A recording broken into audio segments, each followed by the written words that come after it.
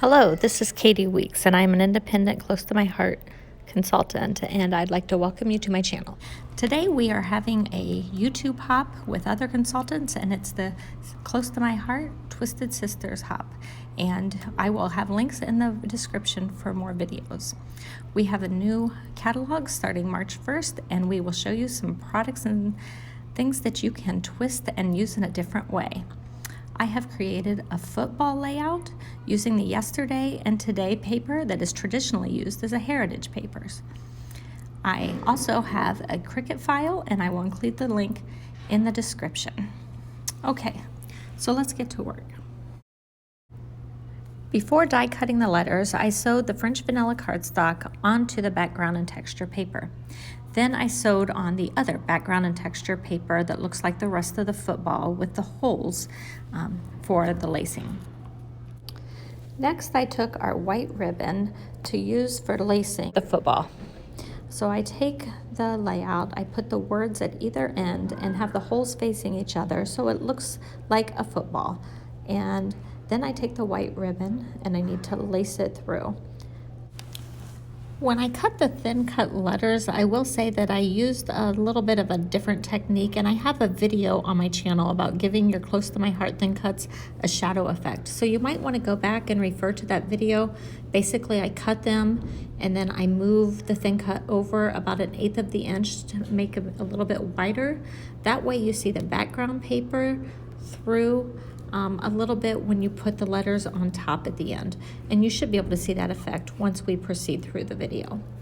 Next, I'm lacing up the football laces with my white ribbon.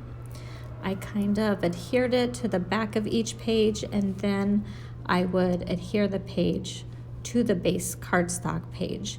And you can use whatever colors you'd like for the cardstock page. You'll see some alternative layouts that I made with the same layout at the end of this video. And then I went ahead and I also laced up the other page. Once it's starting to come together and finally look like a football, you're ready to find a complementary cardstock color to put inside the letters. So I find my letters, I decide on scarlet because I want it to be scarlet and gray for the Buckeyes. I'm a bit of a Buckeyes fan. Then I'm ready to put the letters inside and pop them up with the thinnest 3D foam tape that we have. I made sure that I put the inside of letters back in from the background and texture paper for letters like the O and the A. I think it really gives it dimension when you add these back to the center.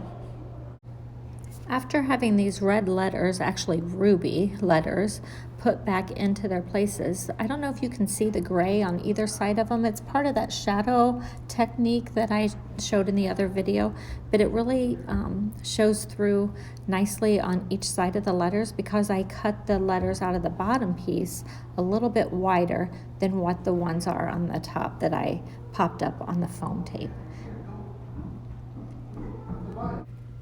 Taking a closer look, can you see all that dimension? Okay, next I'm ready to stamp my little journaling spot. I used the key from the yesterday and today card making stamp set, and I stamped 3 keys down the side in espresso. In the ruby ink, I stamped Faith, Together, and Legacy beside each of the keys.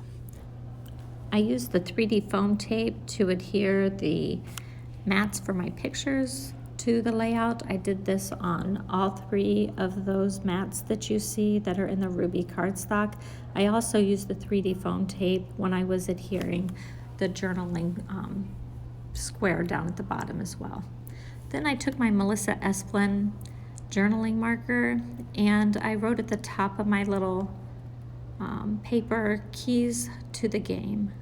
You could really make these keys say whatever you wanted. I was just trying to bring in the stamp of the month that is for March 2020. You might have also noticed the key that was an embellishment beside this journaling block. It was the key from the metallic die cuts that went with the yesterday and today suite. And I also, on some of my other layouts that you'll see in a minute, I also used the keys that were on the sticker sheet as well. There were quite a few keys in all of the different embellishment options. So here's a couple of the other layouts that I also made using this same layout design and my Cricut file. Now hop on over and see Miranda Webber and continue through the list for the YouTube hop in the description of this video. I hope we have inspired you to think outside the box with the CTMH Twisted Sister YouTube hop.